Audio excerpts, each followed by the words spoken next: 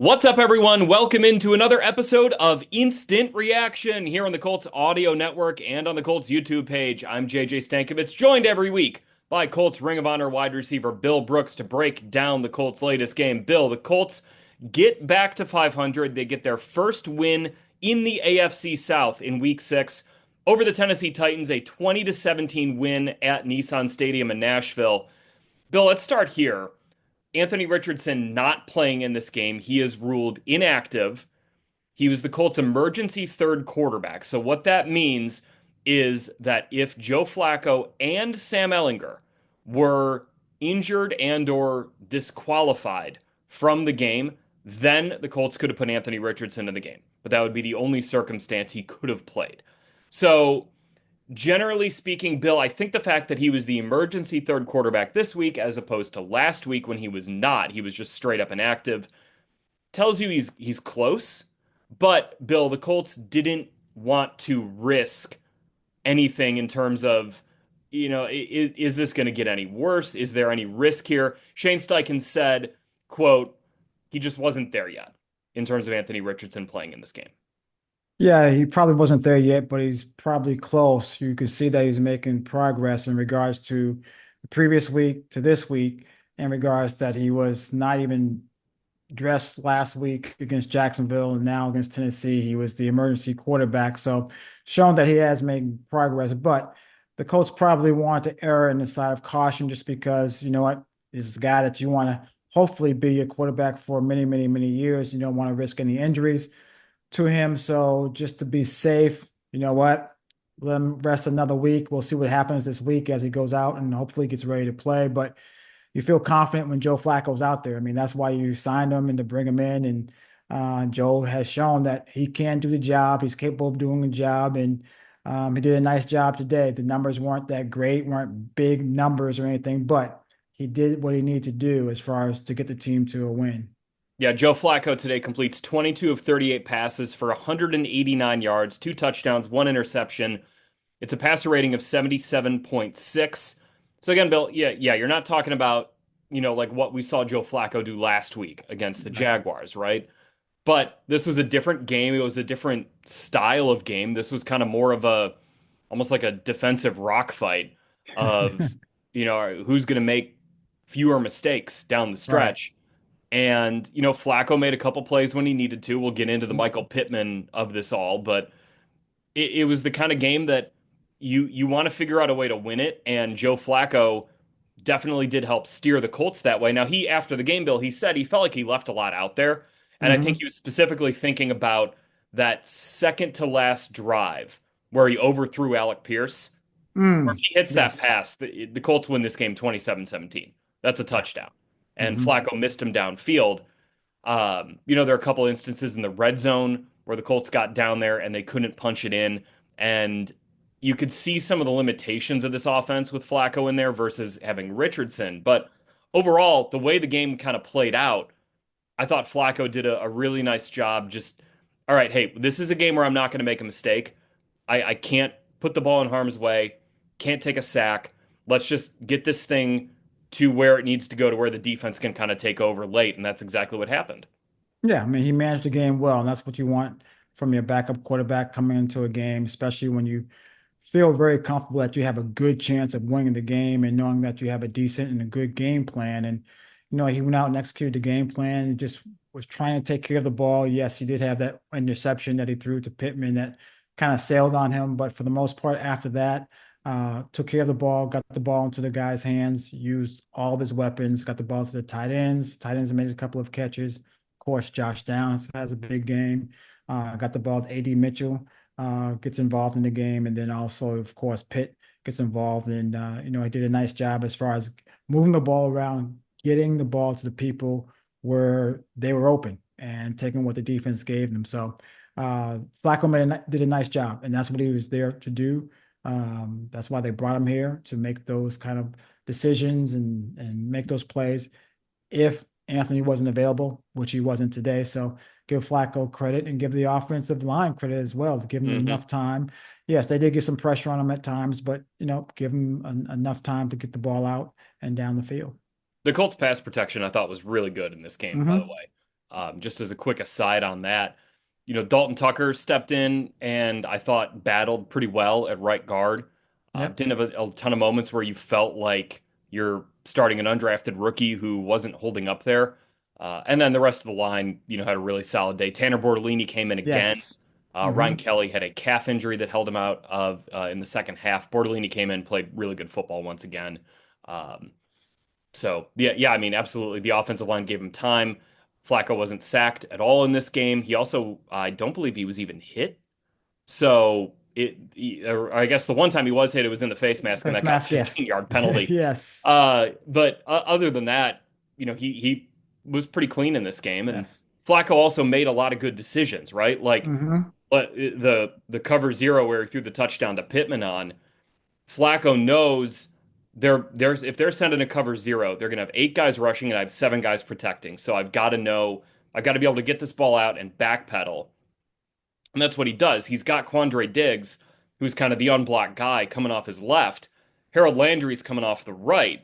And Flacco just kind of backpedal, backpedal, backpedal. Knows if he buys just enough time, he can float it up Yes. and you can get a jump ball in the end zone. Just like he's seen it. He's seen a cover zero blitz before in the low red zone. He knows what to do in that situation. And just generally speaking, too, about backup quarterbacks, like regardless of how it looks, if you win, that's the most important thing with your backup. We can analyze all day about how Anthony Richardson plays in a win or a loss and what that means for the big picture of this whole thing. But when you have your backup quarterback in, the same thing with Gardner Minshew last year. If you win, it doesn't matter if he completes 20% of his passes. The point is you had a backup quarterback steer you to a victory, and that's what Joe Flacco did today. Exactly. And one of the things also is when you have a backup quarterback, you want to feel confident that, going into the game, he can do enough or he can do the job to get you a victory. And that's what Joe Flacco did, and that play in particular, he knows how much time he has roughly before, the pressure is going to get to him that they're going to sack him. So he bought some time to kind of moving back, moving back. And then he knew he had Pittman. Pittman was a taller guy, can jump, give the ball up to Pitt, let Pitt go get it. And hopefully, if Pitt doesn't get it, it's an incomplete pass, and then you move on from there. But you know what? Pitt made a nice play and Flacco made a nice play. And he knew he was going to get some pressure in his face, but he put up there just enough and gave Pittman enough time to get to the ball or be able to high point the ball and come down with it.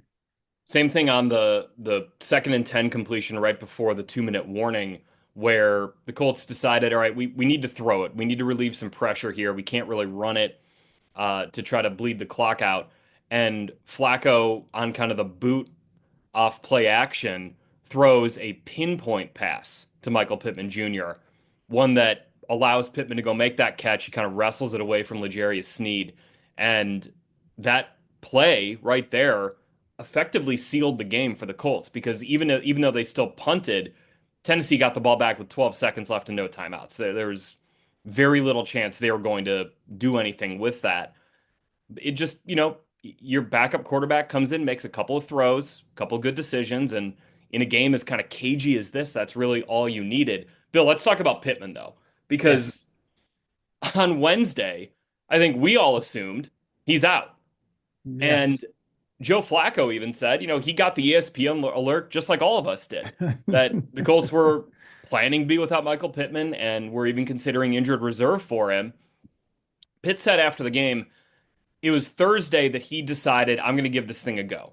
He didn't practice Wednesday. He didn't practice Thursday with the back injury. And then he said, you know what? I think I can give this a go. He practices in full on Friday, dresses on Sunday. And Bill, I thought this was interesting. Like when he wasn't on the inactives list, I was sort of like, all right, is this going to be kind of one of those things where the Colts sort of target his usage? Like we talked a little bit about it on the pregame show. And do you kind of play him more on, hey, it's a big third down. We got to get Pitt in there, but on early downs, maybe let's get Doolin in there or let's get Yes. Mitchell in there. And Michael Pittman Jr. played 80% of the snaps today. It's a little bit lower than his usual rate, which is about 87%. But Hmm. Pittman was out there. He was grinding. He was fighting. And then the plays he made late in the game on L'Jarius Sneed were remarkable. And that level of toughness, Bill, that he brings, like as a someone who's been in these situations, if you see a teammate go of the game that Michael Pittman Jr. had, knowing what he was dealing with leading into it, how does that impact the rest of the locker room seeing Pitt go out and do that? Well, it means a lot to his teammates. I mean, you first of all, you have a guy that you see that is, if he does go out and practice, he might be struggling. I don't know if he was struggling in practice or not, but he might be struggling, but the guy's in pain. The guy's not feeling comfortable out there in practice, but he's giving it a shot out in practice. And then when he, finishes practice and then, might have a chance to play in the game, but then when you get the word that he is going to play in the game, that makes you feel good that, hey, you know what? This guy, he wants to be here for his teammates. He wants to go out there to help the team win. And you feel good about that. And it sends a message to the locker room, hey guys, no matter I might not be feeling the best, but I'm gonna go out here and give it my all for you guys and with you guys so we can try to get a win here. And that makes your teammates feel good. You definitely have a lot of respect for the individual going out there and sacrificing his body for the good of the team. And, that's why Pitt's a leader. And, just think about Pitt. You say, well, maybe he might not play, only play on third downs or, kind of give him, maybe 20% of the plays or 30% of the plays, however many. That doesn't seem like Pitt to me. No, no. If Pitt is dressed, Pitt's going to play and he wants to play all the plays if he can. And knowing him, how tough he is and how much he seems like he enjoys the physical part of the game. I couldn't see Pitt just only playing a few plays and coming in on certain downs and things like that. Pitt's going to want to play the whole game. And I think Pitt's one of those guys really where the coaches and the trainers are going to have to say, Pitt, you know what? You're going to have to just take a few plays off. They're going to have to really pull Pitt out because Pitt's not going to take himself out if he has an opportunity to play. So it was good to see Pitt out there. I hope he's feeling okay. I hope there's nothing that happened that's setting him back as far as going into this upcoming week. So he made a lot of big plays and he looked good out there. Didn't look like anything was affecting him or bothering him as he was playing. And to me, that's a positive sign. I think that's such a good point, Bill, that it didn't feel like he was banged up out there. Yeah, Like you wouldn't be able to really tell just kind of on first watch of the whole thing. I mean, the fact that he made that catch in the end zone and then he out physicals L'Jarius Sneed again. L'Jarius Sneed's one of the most physical corners in the NFL, and Pitt got him twice in critical situations. That's not something you would expect someone to do if their back was like really, really, really bothering them. But exactly. he managed to do it. And I mean, so much respect for him for gritting it out and toughing it out. Bill, Joe Flacco said like he views Pitt as one of the toughest guys he's ever been around. Joe Flacco's been around some awfully tough players in And his that's saying career. a lot. That's saying a lot. If Joe Flacco said it because he's been around the league for a long time. He's seen a lot of players out there come and go. So if he says that that means should mean a lot to the team and should mean a lot to Pitt as well. He also said like those are the kind of players you need to play winning football. You kind of you need a couple gamers on your team almost, right? Like you can't have a team that's successful if you don't have a couple guys who are just going to be like tough as nails. They're going to play through whatever they it means so much for them to be out there for their teammates that hey, if they're not out there, like something's really wrong. And for Michael Pittman Jr., that is who he is as a player. And that's why, you ask around that locker room, one of the easiest things to do is to say, hey, how much do you respect Michael Pittman Jr.? And it doesn't matter if it's defensive guys, offensive linemen. It doesn't matter. They all respect Michael Pittman Jr. so much, and it's for exactly what he did out there today. Exactly. And they respect him for what he's done out there in the football field. And Pitt has earned that respect by how he's played and how he's conducted himself, not just in games, but in practice, in the meeting rooms, in the weight room, and how hard he works and how much of a leader he is. He might not say a lot and say certain things, but his actions speak very loud for him. And Pitt is a leader, and the guys respect him, and he's one of the most important players on the team in regards of being one of the leaders of the team. So the Colts weren't really able to run the ball in this game, Bill. They run it 28 times for 80 yards. That's 2.9 yards per attempt. You saw some good, like Tyler Goodson gained Yeah. 33 yards on a run, but really outside of that, it was pretty tough sledding. But that's kind of why I want to talk about Josh Downs here because Downs made some plays. He's 7 catches, 66 yards. He gets the 22-yard touchdown, but he made some plays that moved the chains in critical spots when it was third and long. And another guy in Downs who was dealing with a toe injury. He didn't practice Wednesday. He didn't practice Thursday. A guy who's so important to this offense, especially when, Bill, you're in some of these tough down and distances. It's almost like the Colts went for it on fourth down at one point, and it was almost like, I know this ball's going to Downs Downs. because he's going to get open and he's going to get open on time and he's going to pick up the first down. He's so, so important to what this offense is able to do, especially again, Bill, when the Colts kind of struggle to run the ball. Yeah, I mean, the guys like that you want on your team because, first of all, he's consistent. And that's what you want. You want someone that's going to be consistent week in and week out. When he's available to play and goes out there and plays, you know where he's going to be when he's running a route.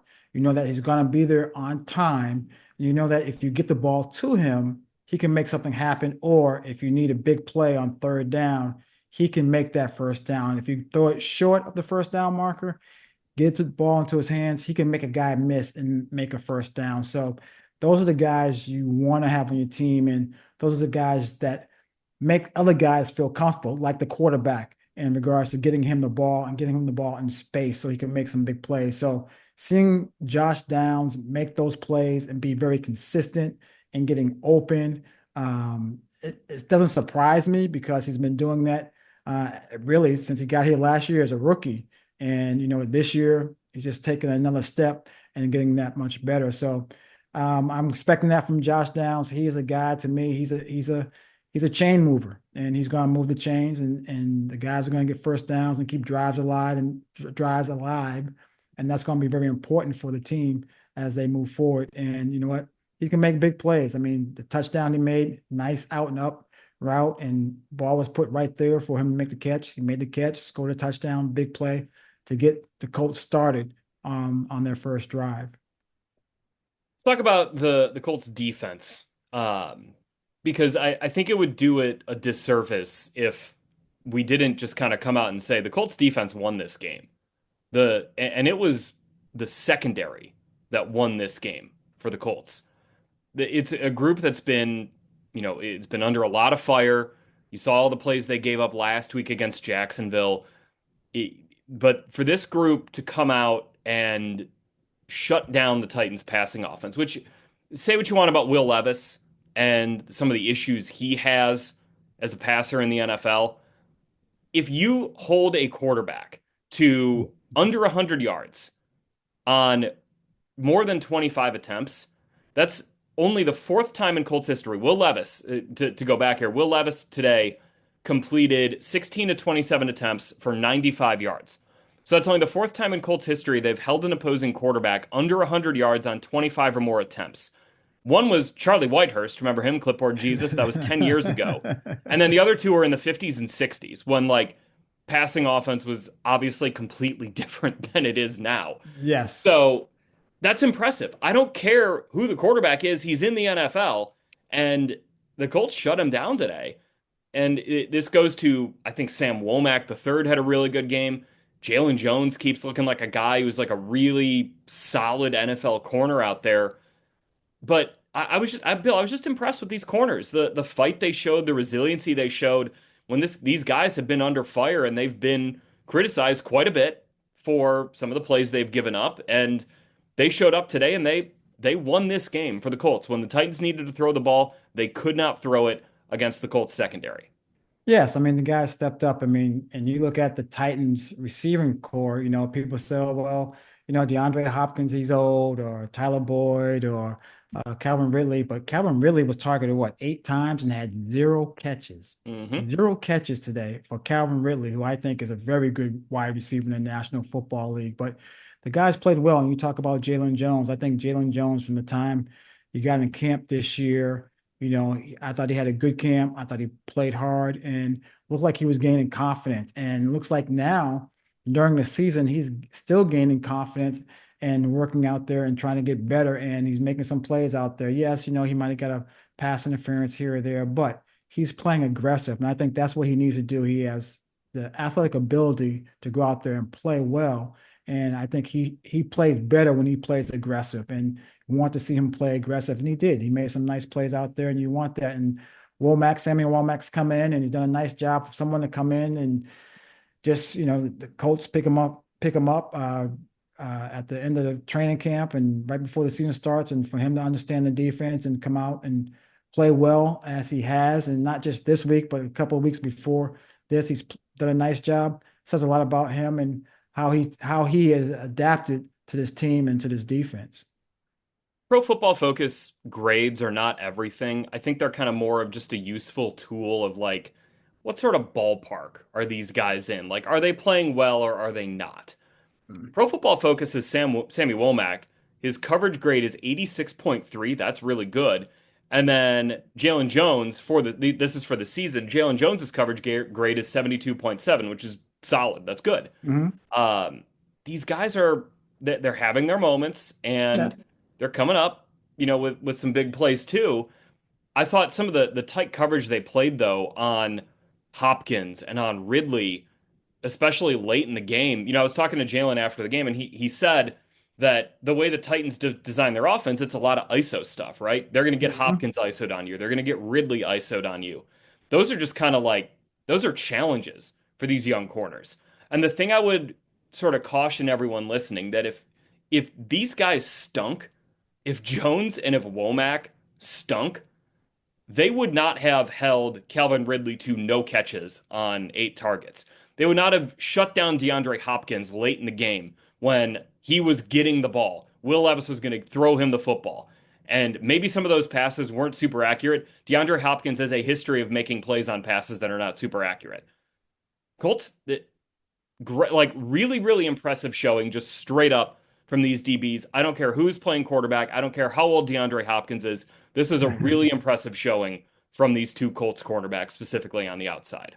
Yes, no, they played well, and give the guys credit where credit is due. They held this receiving core down, so to speak, as far as not making any big plays out there that would hurt the team. So give those guys credit for what they have done, and you know what?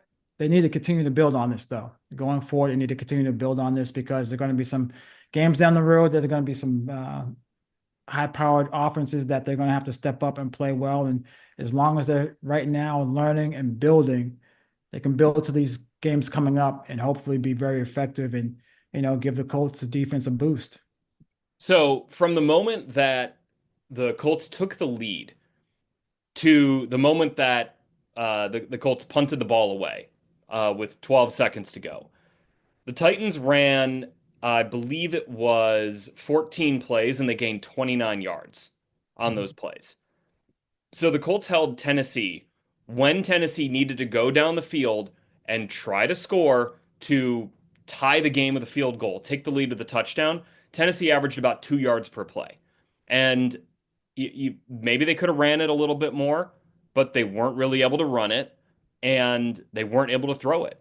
So for a defense that I think the thing that I'm trying to come away from this game with, Bill, is this defense gave up 37 points last week to the Jaguars. And they now come out, hold Tennessee to 17, but they hold in these big moments. I think you can build on this. You sometimes, even if, again, say what you will about the opponent, they're in the NFL. The Colts don't care that Will Levis, maybe is struggling to throw the ball and move the ball downfield this season.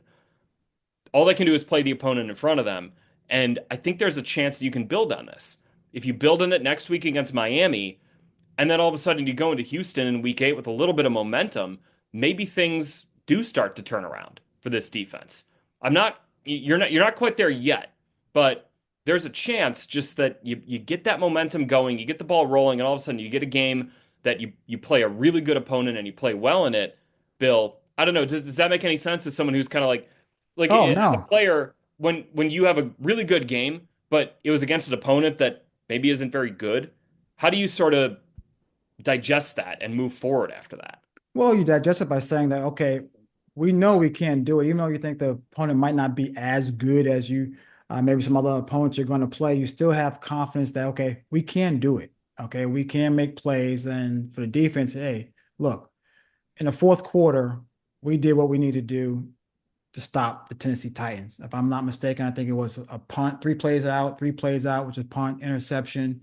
Then I think it was 6 plays and a punt, if I'm not mistaken, those 4 drives in the fourth quarter. And you take that and say, okay, you see, guys, we can do it. Regardless of who we're playing against, we can do it. So moving forward, that just gives you confidence. To me, it's no different than, okay, if you are a shooter in basketball and you can't hit any of the outside shots, well, the thing you want to do is get a layup or get a free throw so you can see the ball going through. And then from that point on, even though a free throw, no one's guarding you, it's a free throw. So you make that. So now you go forward and say, okay, we can do it. I can see the ball going through. Well, from a defensive standpoint, you can say, okay, we can't stop a team in the fourth quarter. We can stop these guys if we do our assignments. And if we stick to our assignments and do what we're supposed to do, and we're focused on what we need to do, we can stop a team. And so that just, when you do it once or twice, regardless of who you do it against, it should build confidence within you and within the unit itself that they can do it. And when they watch film, they will see all the good things they did and take away the good things that they did, and hopefully let that carry over to next week, and then make the corrections of the things that they didn't do so well this past week, and hopefully correct those for the upcoming weeks. Yeah, I mean the one thing the Colts didn't do well was the 3rd and 19 touchdown that Tony Pollard had, and Yeah. I kind of mentioned it after the game to Zaire Franklin, and he was still really frustrated with that. He said, I'm sick of being on people's highlight tapes. Like we gotta, and what he said was that wasn't coaching. That's just we gotta play better on the field. So still obviously stuff to clean up. You can't give up a touchdown on a 3rd and 19 surrender run, like the Colts had there. But they bounced back after that. Tennessee Hmm. punted or turned the ball over on the rest of their possessions. So some credit there for the resilience. But yeah, definitely still some things for this defense to clean up, especially in the run game. All right, one more thing to talk about, Bill. How about Rigoberto Sanchez, man? Yes. What Yes. what an ending to the game. That is one of the coolest punts I've ever seen. That was a great punt. And it just, I mean, when you see it, if you look at it closely, when you see the ball bounce, I mean, it had to be about that far from the sidelines right there, but then it stayed in bounds, but it just died right there. And to back them up that far back in their own end, what a punt, what a clutch punt at a great time. And what, Rico had a good day today. I think it was 3 punts inside the 20 today for Rico. And I mean, as long as he continues to do that, that's going to help the Colts out tremendously. So big day for Rigo. And let me see, what was it? Yes, it was 3 punts inside the 20. So Mhm. good day for Rigo, and great job of punting the ball. And you know what? That's an important part of the game. I mean, if you could back people up and make them have to drive the whole field, and that helps the defense out, that, you know what, they can hopefully pin someone back, and then hopefully you can flip the field. And then once the defense does its job of holding the team back, and hopefully get the ball in good field position, and on the Colts punt return, which Josh Downs had a good day today Mhm. returning punts himself. You know what? It puts the offense in good field position, which makes it easier to go down and score. So it's very important that what Rigo did today. Great day by Rigo. In a game where yards were at a premium, the Colts only had 269 total yards of offense, the Titans at 241. The Colts outgained the Titans on punt returns 67-9.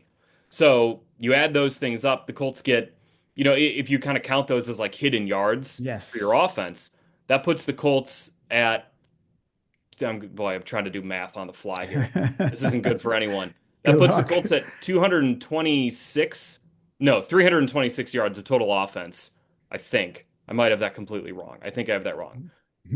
Over 300 yards of total offense, and the Titans Gotcha. at 250. So, Josh Downs doing what he did. He had a 23-yard punt return. It felt like every time he got the ball on a punt, he got at least a first down in terms of yardage. And then the Colts, like you said, like you mentioned, Bill, Rigo pinning 3 punts inside the 20, and you got good coverage. Ashton Doolin made a really nice Yes. play in Yes. punt coverage. And then obviously the one that ended the game where he just kind of pins it at the 3 yard line. I'm going to look this up tomorrow, but I want to just kind of see like some of the advanced stats of like win probability or EPA added on a punt late in a game like that. I have a feeling that Rigo punt's going to be pretty high up there in terms of situationally critical punts in the NFL in recent memory. Yeah, I'm sure it will be very high up there, and it's good to see, Rigo having success out there in the football field, doing a nice job, and using his talents to help the team win football games as well as Josh Downs. I know when I played returning punts, the thing that our coach always said was the thing you could do, first of all, is make a good decision. Second of all, make sure you hold on to the ball. And third, we want to get a first down on punt returns. We want to average at least 10 yards on the punt return. Josh Downs averaged 16 yards on his punt returns. And so he got more than just a first down for the team. So that's big for the offense when they get ready to start their drives. All right, well, this is a big win for the Colts. They improved to 3-3 on the season. They get their first win in the AFC South. Bill and I will be back next Sunday night after the Colts host the Miami Dolphins at Lucas Oil Stadium. Dallas Clark is going to be joining the Colts Ring of Yes. Honor during halftime on Sunday. So if you haven't got tickets already, you want to get out for that game, remember some Dallas Clark stuff. It's going to be a great time out there. Bill, I know, these are Yes. always really meaningful for you to, have another member be welcomed into the Colts Ring of Honor. It's fun to have the guys come out, and well deserved by Dallas Clark for the career he had here in Indianapolis and what he's done in the National Football League. All right, going to be a fun Sunday. Hopefully, we're talking about another Colts win next time you hear from Bill and myself here on Instant Reaction. Anyways, for Bill Brooks, I'm JJ Stankevitz. Thanks for listening to this episode. We'll talk to you next week. So long.